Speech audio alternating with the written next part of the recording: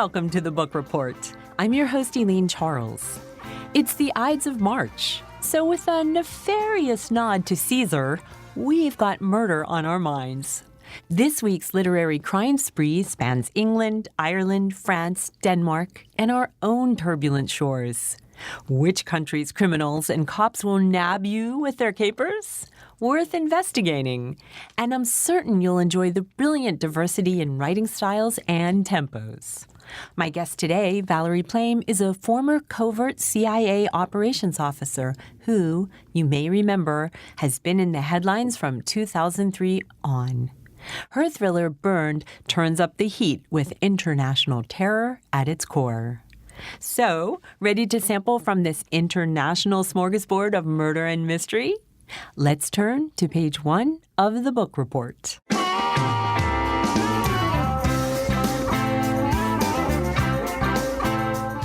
Charles Todd takes readers into Detective Ian Rutledge's past, to his final case before the outbreak of World War I.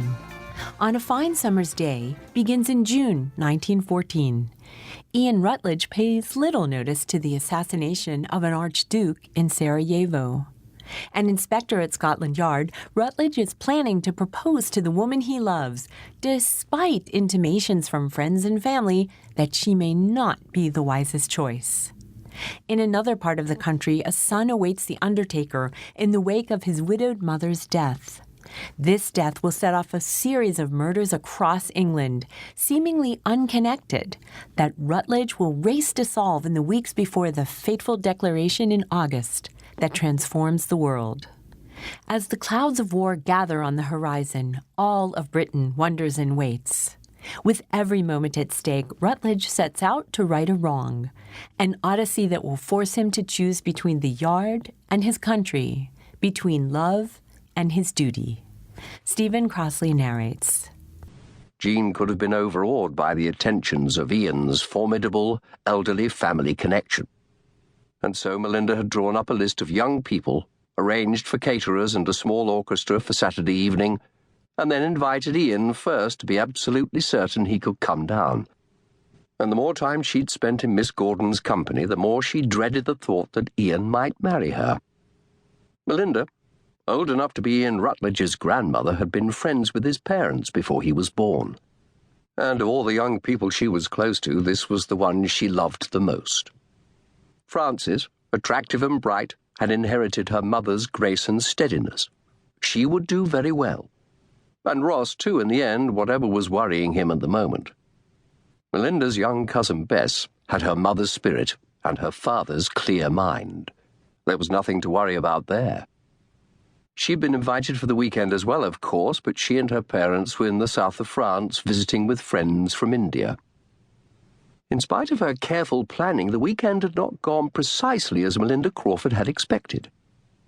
Jean had seized the chance to spend more time in Ian's company, and rather than sharing him with the other guests, she had often contrived to separate him from his sister and his friend Ross.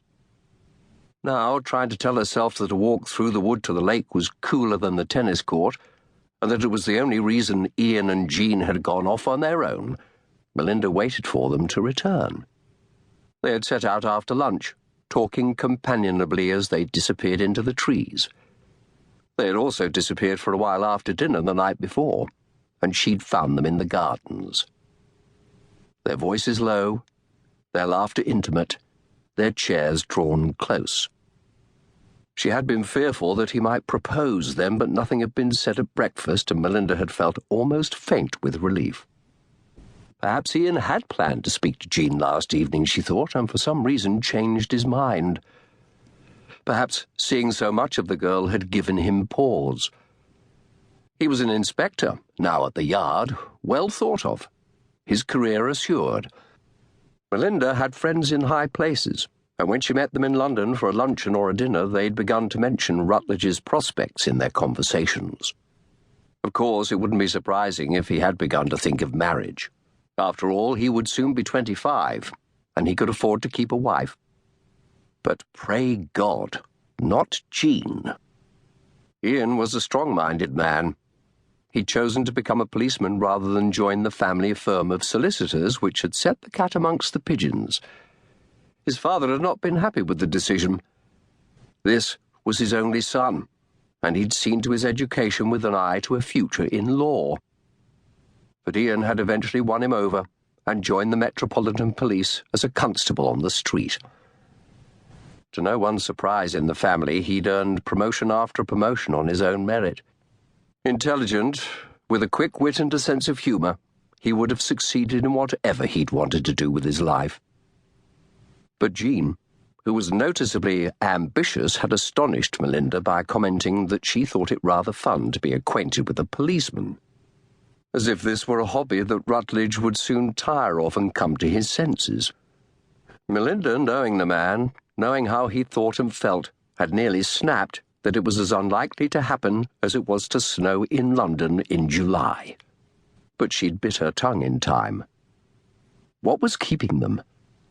Impatient, worried, she sat there facing the wood, watching for them, sending up a silent prayer that it would not be now, that there would still be time to introduce him to other, more suitable young women before he made his choice. We've just heard A Fine Summer's Day by Charles Todd.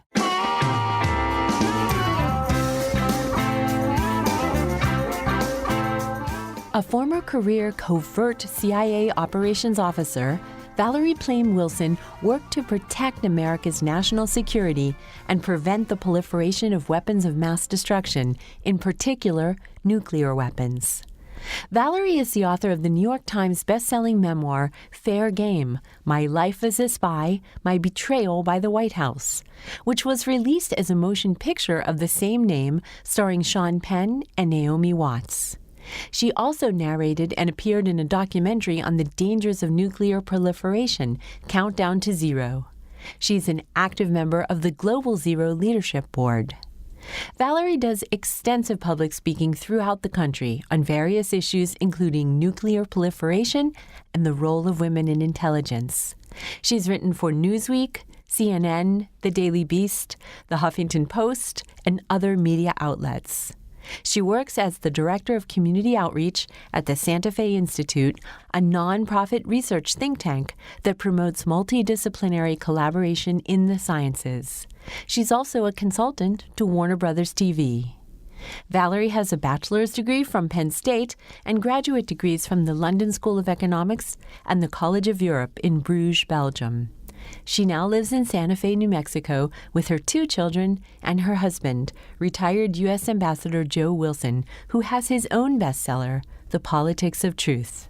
Today we'll speak with Valerie about her new fiction thriller, Burned. Welcome, Valerie, and thanks so much for joining us on the Book Report. Thank you for having me. I'm looking forward to talking with you. After all you've endured, I would have thought writing about covert ops and the intelligence community would be the last thing you wanted to do. What made you pick up the pen and create Vanessa Pearson and Burned? Well, I still find that whole world fascinating. If the leak of my name had not happened, I would be overseas right now, working for my government salary and working on these issues that I'm passionate about, making sure bad guys don't get nuclear weapons. But it didn't turn out that way, so maybe I'm living a little vicariously through my character, Vanessa Pearson. And she came about because I was so tired of how female CIA ops officers tend to be portrayed in popular culture, which is really just sort of arm candy, paper doll sort of thing. I wanted a realistic character that also entertained. All right. Can you give us an overview of the story? Well, in Burned, it starts off with, I don't want to give too much away, but it starts off with a suicide bomb in the courtyard of the Louvre. And that immediately Vanessa suspects that who's behind it is this nuclear black arms dealer, Boot, with whom she dealt with in the first book, Blowback, which came out about this time last year. And the CIA and the French intelligence service, since it happened on French soil, this initial attack, form a task force. And the story takes you to Amsterdam and Venice, Washington, London, and ends up in Istanbul, which is one of my favorite, most exotic cities in the world. Mine too. Back to Boot. Is he a composite of people that you actually tried to track down? To a certain extent, yes, but he was definitely inspired by the real-life Pakistani nuclear scientist A.Q. Khan, who for many, many years operated a worldwide network of, I like to think of it as nuclear entrepreneurship. If you had the money, he would sell it to you. And in fact, without Khan and his network, Iran would be a lot further behind in their desire and for acquisition of a nuclear arsenal. He's now under some sort of a form of house arrest in Pakistan. I see. With Blowback and Now Burned, does the CIA have the authority to read your book and demand changes? They do indeed. It's called the Publication Review Board. I signed a secrecy agreement when I joined the CIA, and I promised never to reveal classified information, the sources and methods. And in my memoir that came out in 2007, Fair Game, there was quite a bit that was redacted that had to do much less with any national security concerns and the fact that the agency made it clear that I was not to acknowledge any CIA affiliation prior to 2002. But with Blowback and with Burned, I submitted those manuscripts as well, and there were very few redactions. They understood that it was fiction. Right. You and your husband were involved in a very complex situation that got lots of press attention. With several years past now, how would you want this part of your life to be remembered and recorded in the history books? I think the takeaway lesson from what my husband and I went through would be how important it is for citizens to hold your government to account for their words and deeds. That's exactly what my husband did. The betrayal of my CIA covert identity was a result of that. But as citizens, you don't just have rights, you have responsibilities, and one of them is to actively participate, I believe, in the democratic process. Be educated, know what the issues are, and be engaged at whatever level you choose, because that's the only way a healthy democracy can go forward and function. So would you encourage your twins, for example, to work for the government? I absolutely. They're in high school now, so who knows what they'll ultimately be drawn to, but I encourage them, and when I speak to university students, I always encourage those students to consider a career in public service.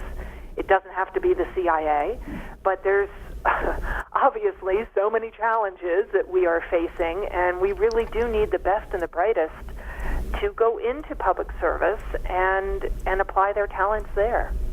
You work with Sarah Lovett on the thrillers. Describe the process of working together. Yes, Sarah Lovett has been my co-author on both Blowback and Now Burned. Our publisher put us together. She is an established thriller writer, and I like to think that we both bring our strengths to the table. She really has an understanding of the craft of writing and how you pace things so that it's exciting and you're turning the page. And, of course, what I hope to bring to it is my CIA experience, both in everything, where the locales, the characters, the operations, how you recruit an asset. I wanted it to be as realistic as possible because so much of what is out there is very entertaining, but it really has nothing whatsoever to do with real-life intelligence collection. We're speaking with Valerie Plame on The Book Report. I'd love your opinion on something. North Korea is in the news so much lately. It seems that it's been a really tough nut to crack in terms of intelligence gathering. Why so? Yeah, absolutely. Well, it's not called the Hermit Kingdom for nothing. It really is I think of it as a cult masquerading as a state. they have such highly centralized control and a paranoia, a xenophobia about the outside world that it is not an open society where you can go in and make contacts and how you would typically recruit human sources within that milieu, within that society. Even in places in the world where we have serious, say, radical Islamic threats, you can still get, it's difficult, but you can still get in and move around in that society. By virtue of its location in the world, language, and the extremely controlling aspect of the central government, very, you don't just go in and go to the marketplace and start fitting in. That's impossible. And that's why human intelligence, at least on the North Korean nuclear program and whatever their plans are, is extremely difficult. Okay. Talk about Global Zero and your work with Queen Noor, Naomi Watts, and others. Yeah, it's something that I have found great satisfaction with. It's, in a way, a continuation of the work I did in the CIA, but obviously in a much more overt fashion. They are an international, nonpartisan group dedicated to the proposition that we can have a world without nuclear weapons. Very serious people involved. As you mentioned, Queen Noor, we have Tony Blair, Mikhail Gorbachev, former Prime Minister, President of Pakistan, Musharraf, and James Baker, many others. All these people at that level have been very close to the notion, and some had their finger on the nuclear button when they were in power. And they realized that we simply have gotten lucky.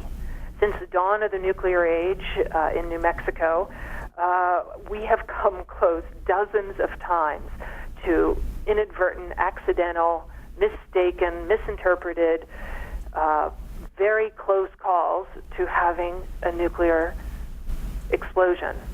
And we've just gotten lucky. And in fact, with the incredible rise of terrorism over the last 2 decades, really, as well as the spread of nuclear technology, unfortunately, we're in the position now where nuclear weapons make us all less safe, not more so. And any final thoughts about the book?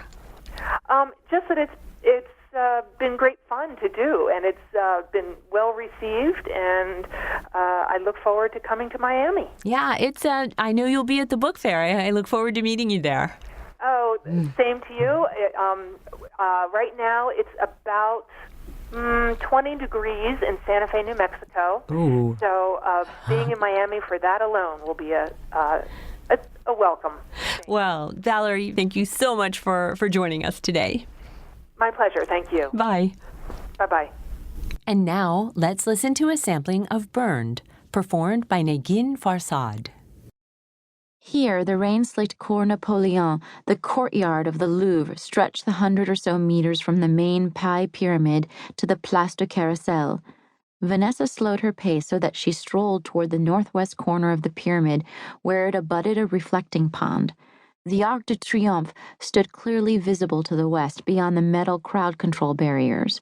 She rummaged in her pockets, a tourist searching for her iPhone, for her camera, for a cigarette.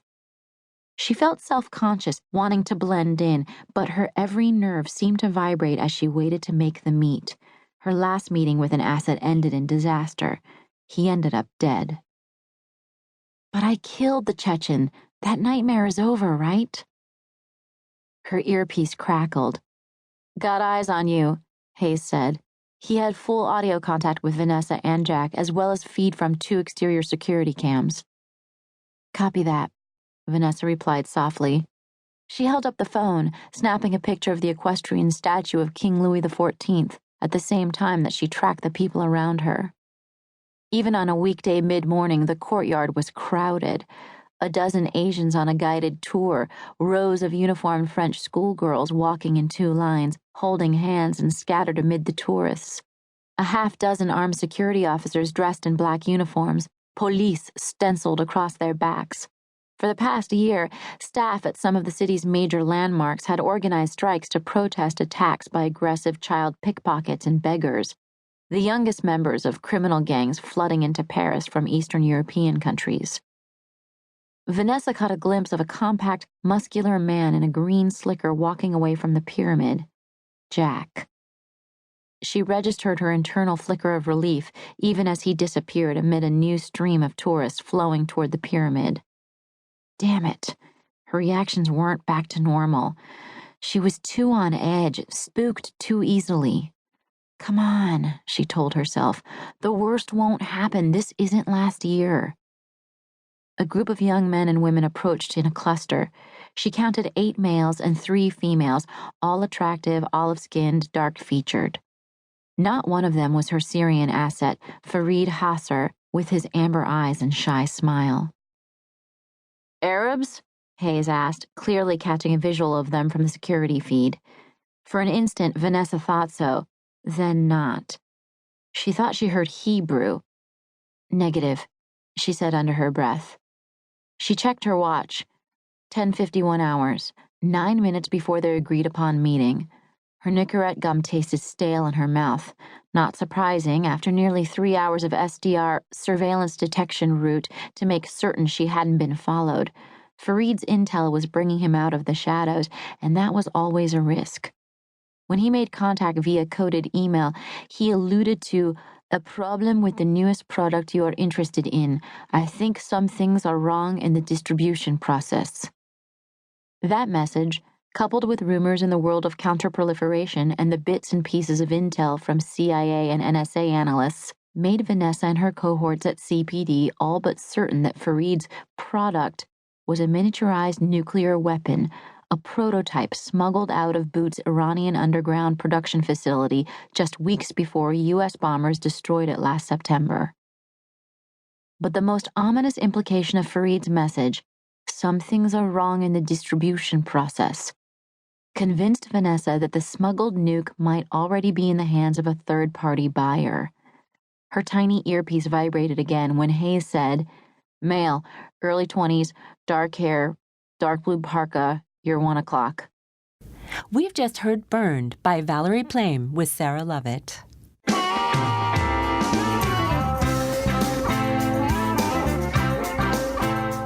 In C.S. Harris's Why Kings Confess, the gruesome murder of a young French physician draws investigator Sébastien Sincere and his pregnant wife into a dangerous, decades-old mystery.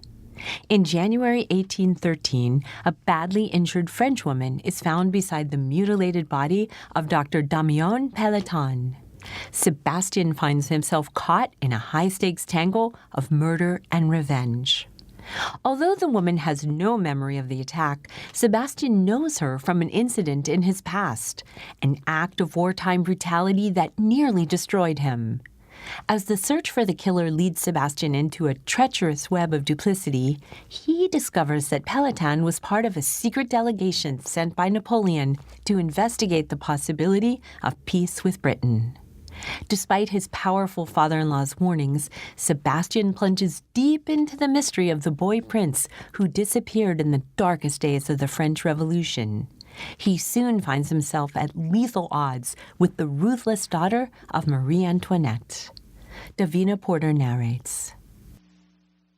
Paul Gibson lurched down the dark, narrow lane, his face raw from the cold, his fingers numb. There were times when he wandered these alleyways lost in brightly hued reveries of opium-induced euphoria, but not tonight. Tonight, Gibson clenched his jaw and tried to focus on the tap-tap of his wooden leg on the icy cobbles, the reedy wail of a babe carried on the night wind, anything that might distract his mind from the restless, hungering need that drenched his thin frame with sweat and tormented him with ghosts of what could be. When he first noticed the woman, he thought her an apparition, a mirage of grey wool and velvet lying crumpled beside the entrance to a fetid passageway. But as he drew nearer, he saw pale flesh and the gleaming dark wetness of blood, and knew that she was only too real. He drew up sharply, the dank, briny air of the nearby Thames rasping in his throat. Cat's Hole, they called this narrow lane, a refuge for thieves, prostitutes, and all the desperate dispossessed of England and beyond. He could feel his heart pounding. The stars glittered like shards of broken glass in the thin slice of cold black sky visible between the looming rooftops above. He hesitated, perhaps longer than he should have. But he was a surgeon, his life dedicated to the care of others. He pushed himself forward again. She lay curled half on her side, one hand flung out, palm up, eyes closed. He hunkered down awkwardly beside her, fingertips searching for a pulse in her slim neck.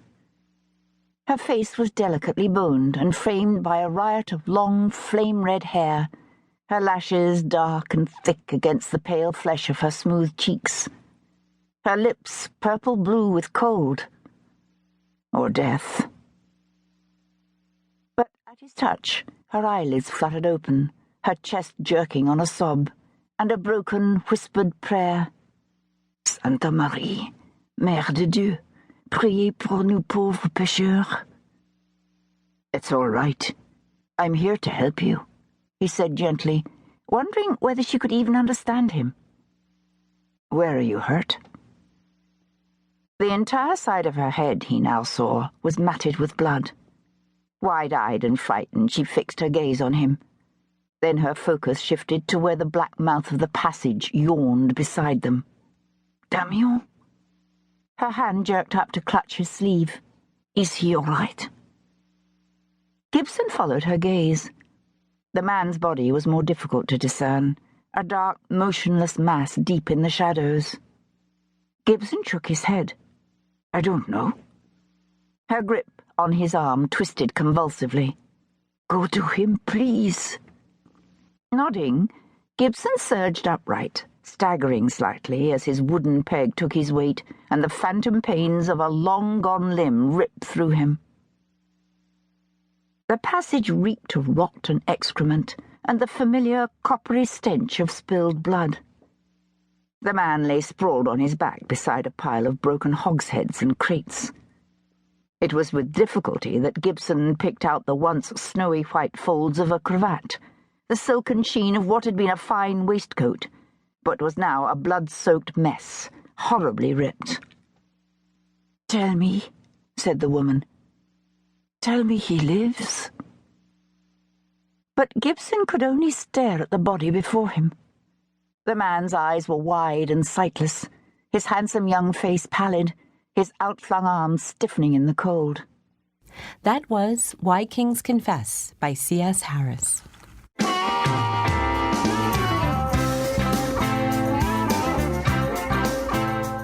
In 1965, 5 teenage friends fled Glasgow for London to pursue their dream of musical stardom. Yet before year's end, 3 had returned, and returned damaged. In 2015, a brutal murder forces the 3 men, now in their 60s, to journey back to London and finally confront the dark truth they've run from for 5 decades. Peter May's Runaway covers 50 years of friendships solidified and severed, dreams shared and shattered, and passions lit and extinguished. Peter Forbes performs the tale. Slowly his killer releases his lifeless form to fall back on the bed, frail with age, but heavier now in death. The click in the dark seems deafening, and the light that falls upon the bed, like the dead man, almost shocking. Hands in latex gloves untie a canvas roll and open it out on still warm sheets. Light reflects on a choice of 5 glinting, sterile scalpels. Simon's nightshirt is rolled back from his left forearm, and one of the scalpels is selected. All performed with the unerring certainty of a man who knows he has all the time in the world for this. Carefully, and with a well-honed and dexterous skill, the killer starts to cut away the skin of the forearm, effectively flaying it. There is very little blood to stain the bed, for the heart has long since given up any attempt at pumping it around Simon's rapidly cooling body. 2015 Chapter 1. Glasgow. 1. Jack stepped down from the bus almost at the end of Battlefield Road and raised his head towards the darkening sky with a sense of foreboding. He took in the brooding silhouette of the smoke-stained Victoria Infirmary that climbed the hill above the field of battle where Mary, Queen of Scots, was once defeated by James VI, and felt as if someone had just walked over his grave. He knew in truth that he no longer needed his stick. Most of his strength had returned, and the prognosis following his minor myocardial infarction was good. The diet they put him on had successfully lowered his cholesterol, and the daily walking, they said, would do him more good than an hour in the gym. Still, he had grown to depend upon it, like an old friend. He enjoyed the feel of the brass owl curled into the palm of his hand, steadying, reliable, unchanging, unlike everything else around him. Gone was the old Queen's Park School, abandoned, then damaged by fire, and finally demolished. The Battlefield Rest, with its green and cream tiles and clock tower, once a news kiosk and waiting room for city trams, now an Italian restaurant. The red sandstone Langside Library was still there, a final gift from Carnegie, but the infirmary itself, filled for Jack with both formative and final memories, was due for closure, its functions to be replaced by the new Southern General. His tonsils and adenoids had been removed here as a child. He could still remember the smell of rubber as they put the mask over his face to send him to sleep in the operating theatre, and the line of light beneath the door of his two-bed ward that night, mysterious shadows passing back and forth in the corridor beyond, like dark demons stalking his young imagination. But as he stepped into the shabby green-painted foyer and breathed in that depressing antiseptic hospital smell, the memory that almost overwhelmed him was of the death of his mother. Those dark winter evenings he had spent at her bedside, finding her sometimes distressed, at other times almost comatose, and once lying in her own filth. And then, finally, the night he had arrived to find her bed empty. Moved, the ward sister told him, to another building. It had taken him some time to find her, and when he did, he felt as if he had stepped onto a stage set for some dreadful denouement. A cavernous Victorian ward, chaotic in its arrangement of beds and screens, light in pools barely permeating the darkness. She had gripped his hand, scared by the moans and occasional cries of unseen patients, and whispered, "They've brought me here to die." And then, "I don't want to go alone." That was a sampling of Runaway by Peter May.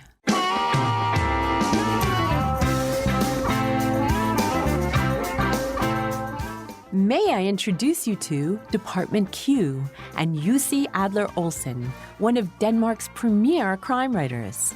His books routinely top European bestseller lists, and he's won nearly every Nordic crime writing award, including the prestigious Glass Key, also won by Stieg Larsson and Jo Nesbø. In A Conspiracy of Faith, Book 3 in the series, Detective Carl Mork has received a bottle that holds an old and decayed message written in blood. It's a cry for help from two young brothers, tied and bound in a boathouse by the sea. After floating in the ocean for years before turning up, the bottle sat forgotten, unopened, on a police department windowsill, before the seal was cracked and the gruesome message written in Danish was analyzed. Could it be real? Who were those boys and why weren't they reported missing? Could they possibly still be alive? Graham Malcolm narrates. It was the third morning, and the smell of tar and seaweed had got into his clothes. Under the boathouse floor, the mush of ice lapped soundlessly against the wooden stilts and awakened memories of days when everything had been all right. He lifted his upper body from the bedding of waste paper and pulled himself sufficiently upright to make out his younger brother's face, which, even in sleep, seemed tormented, chilled to the bone. Soon he would wake and glance around in panic. He would feel the leather straps tight on his wrists and waist and hear the jangle of the chain that constrained him. He would see the snowstorm and the light as it struggled to penetrate the tarred timber planks. And then he would start to pray. Countless times he'd seen desperation in his brother's eyes. Through the gaffer tape that covered his mouth came the repeated sound of his muffled pleas that Jehovah have mercy upon them. Yet both of them knew that Jehovah no longer paid heed, for blood had passed their lips. Blood that their jailer had let drip into their cups, the cups from which he had allowed them to drink before revealing to them what they had contained. They had drunk water, but in the water was blood, so forbidden, and now they were damned forever. And for that reason, shame pierced deeper even than thirst. "What do you think he'll do to us?" his brother's frightened eyes seemed to ask, but how could he ever know the answer? All he knew instinctively was that it would all soon be over. He leaned back and scanned the room once again in the dim light, allowing his gaze to pass across the collar beams and through the formations of cobwebs, noting each and every projection, each and every knot, the worn paddles and oars that hung from the apex of the ceiling, the rotten fishing nets that had long since made their last catch. And then he discovered the bottle. A gleam of sunlight played momentarily on the blue-white glass to dazzle him. So near, and yet so hard to reach, it was just behind him, wedged between the thick, rough-hewn planks of the floor. He stuck his fingers through the gap and tried to prise the bottle upward by the neck, but the air froze upon his skin. When the thing came loose, he would smash it, and use the shards to cut through the strap that kept his hands tied tight together behind his back. And when it succumbed, his numb fingers would find the buckle at his spine. He would loosen it, tear the tape from his mouth, remove the straps from around his waist and thighs, and as soon as the chain that was fastened to the leather strap at his waist no longer held him back, he would lunge forward and free his brother. He would draw him toward him and hold him tight until their bodies ceased to tremble. Then, he imagined, he would use all his strength to gouge into the timber around the door with the broken glass. He would see if he could hollow out the planks to which the hinges were fixed, and if the worst should happen and the car came before he was finished, he would lie in wait for the man. He would stand poised behind the door with the broken glass in his hand. That was what he told himself he would do. He leaned forward, folded his freezing fingers behind his back, and prayed for forgiveness for his wicked thought. Then he scraped again in the space between the planks to try to free the bottle. He scraped and scratched until the neck angled enough for him to grab hold of it. He listened. Was that an engine? Yes, it was, the powerful engine of a large car. But was it approaching or simply passing by in the distance out there? For a moment, the low, deep sound seemed to get louder. He began to pull so desperately at the neck of the bottle that his knuckles cracked audibly. But then the sound died away. Had it been the wind turbines, rumbling and whirring? Maybe it was something else entirely. He had no idea. He expelled warm breath from his nostrils. It steamed the air around his face. He wasn't so afraid anymore, not now. As long as he thought about the grace of Jehovah, he felt better. He pressed his lips together and labored on, and when finally the bottle came free, he struck it so hard against the timber of the floor that his brother lifted his head with a startled jolt and looked around in terror. Again and again he brought the bottle down against the floor. It was hard to get purchase with his hands behind his back. Too hard. That was A Conspiracy of Faith by Jussi Adler-Olsen.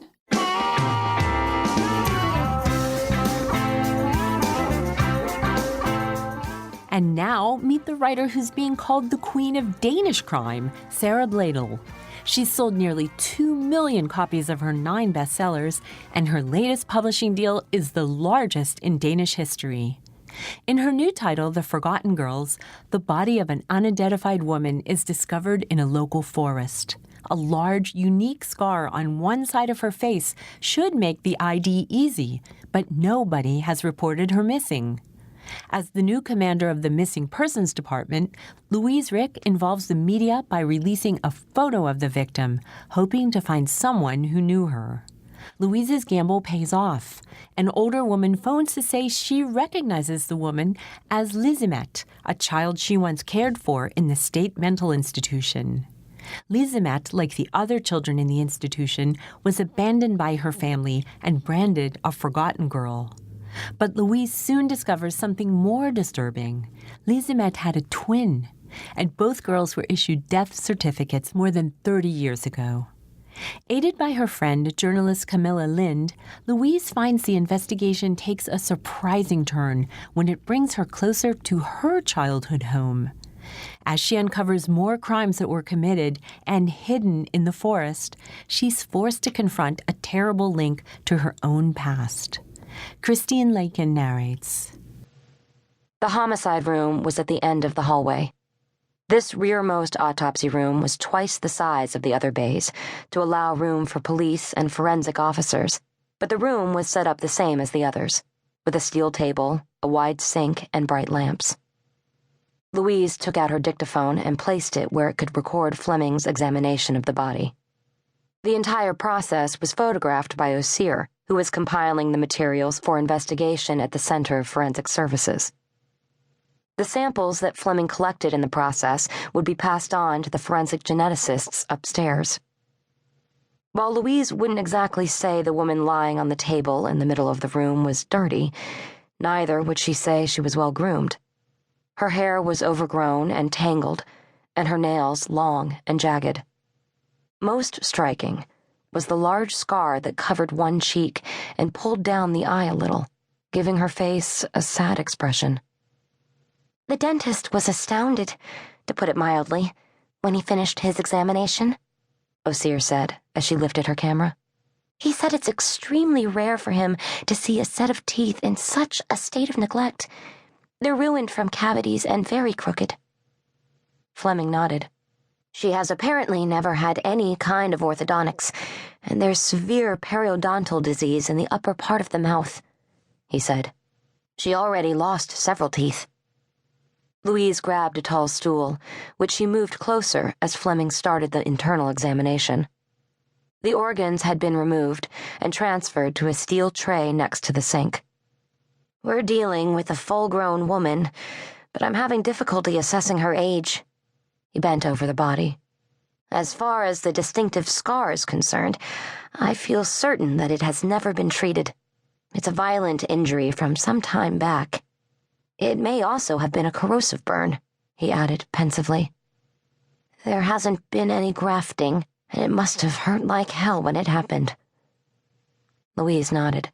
That had been her initial thought as well. She also has an old scar that could easily date all the way back to her childhood. At one point in time, she broke a bone in her left forearm, which wasn't treated. The medical examiner looked up at them as he drew his first conclusion. All of this tells me that she has been profoundly neglected throughout her life, and that she was probably quite isolated. Louise looked at the ruined soles of the woman's feet and the cuts on her ankles. They clearly showed that she had gone barefoot for a long way. Fleming turned his eyes back to the woman's body once more and continued the autopsy in silence for a short while, until he noted that in falling down the slope, the deceased had broken 7 ribs on her left side. There's about 5 pints of blood in the left pulmonary cavity, he announced without looking up. And the lung is collapsed. After rinsing the internal organs and examining them one by one, he straightened up and told Osir that he was finished. Aside from the broken ribs and the blood in the pulmonary cavity, there's no indication of violence, he said, rolling off his skin-tight gloves and throwing them in the trash. My immediate guess would be that she died of her internal bleeding. He paused and thought for a moment before adding, One detail that may be of interest is that I'm quite convinced the woman had intercourse shortly before her death. But I need to get that confirmed, of course, so I'll have to wait to get the test results back before I can say for certain. That could take about a week. She nodded. It very well could, when there was no indication that the death was the result of a crime. She got up and walked back to look at the woman's disfigured face. If I'm right, it could mean that perhaps she wasn't that lonely after all. Fleming walked over to call the technicians, letting them know he had finished. But still lonely enough that no one has found reason to report her missing, despite the fact that she's been dead almost a week, Louise said. That was a sampling of The Forgotten Girls by Sarah Bladel.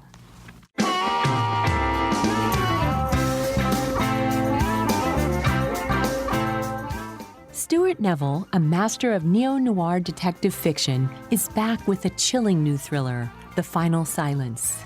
The title has the distinction of being nominated for an Edgar, the top award from the Mystery Writers of America. Belfast, Northern Ireland. Rhea Carlyle has inherited a house from an uncle she never knew. It doesn't take her long to clear out the dead man's remaining possessions, but one room remains stubbornly locked. When Rhea forces it open, she discovers inside a chair, a table, and a leather-bound book, its pages filled with locks of hair, fingernails, and a catalog of victims.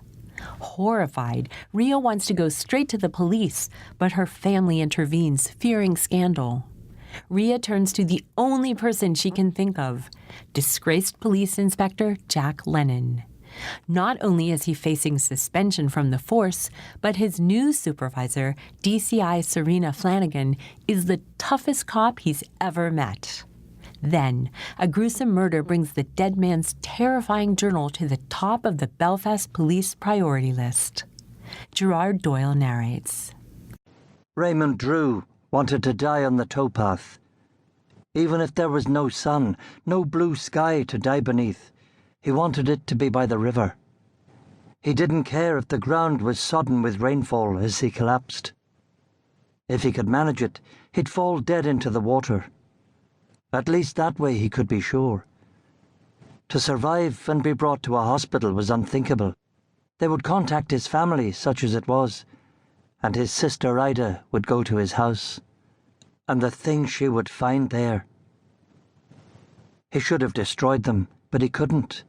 He was not strong enough to take that action and endure the consequences. It would be easier simply to die. At least if he was gone, he would not have to face that terrible discovery. The real Raymond Drew, the creature that had hidden beneath this human skin for more than 6 decades, would be revealed.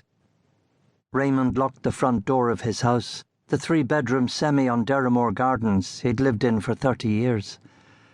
Just one of many identical structures on this street, red brick, early 1900s, the kind of houses that middle-class couples and property developers were falling over themselves to buy, until the financial crisis. Raymond had shared the first 2 years here with a wife he'd barely known, let alone loved. Dead and buried now, and he hadn't missed her for a moment. He tucked the keys into his pocket. The grass of his lawn looked like stubble on a drunkard's chin. He hadn't cut it in years.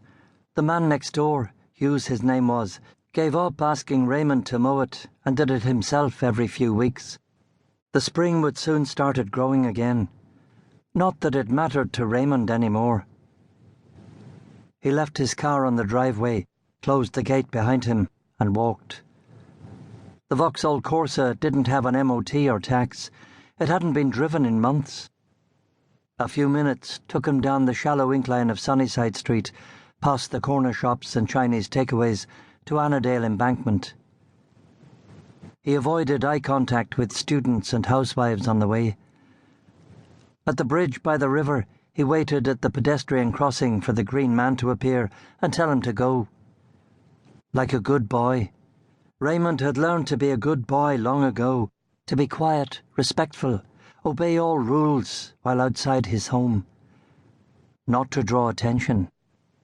Once across the dark, slow-moving water to the Stranmillis side, he walked south along the river's edge, beneath the bony branches of the still winter-bare trees. Past the newly rebuilt Lyric Theatre, on further, the blocks of apartments with their waterside views. Traffic rumbled to his right, cars, vans and lorries filtering in and out of the city, heading north or east. that sickly swelling in his chest, pulsing, robbing him of breath. He did not slow his pace, even as the sweat dripped from his eyebrows. Cold on his back, running down his spine. Raymond had gone to the doctor 2 months before. A soft-spoken and serious young woman, she had talked about medication, pills, things to ease the tired muscle in his breast. She talked about more tests, bloods, wires tethered to his skin, a specialist at the Royal Victoria Hospital. It was serious, the young doctor had said. It was only a matter of time before an attack came, perhaps a big one. Appointments were made, a prescription printed on pattern paper. Raymond did not keep the appointments, nor did he have the prescription filled. He simply wanted to know. It had been a month since the fluttering in his chest had intensified. Then the dizzy spells, the cold sweats, the feeling of his torso being crushed by some invisible hand. He awoke throughout the night, gasping, wild horses galloping inside his ribcage. Only a matter of time. A cool wave washed across his brow, and his legs weakened. He gripped the railing to steady himself, waited while the blood coursed through his body. A pub just ahead, perched on the riverbank, tables and benches and umbrellas, damp and pathetic in the grey. A drink. Just one last swallow to see it done. Raymond entered the pub. That was The Final Silence by Stuart Neville. Readers, I hope you'll agree the Ides of March is the perfect time to sample top international thriller writers. These talented authors know how to grip you from the start and keep you turning those pages. There are so many big titles coming out this spring. Be sure to keep current by checking my website, bookreportradio.com. Thanks so much for joining me today. Let's meet again in a week for the next edition of The Book Report.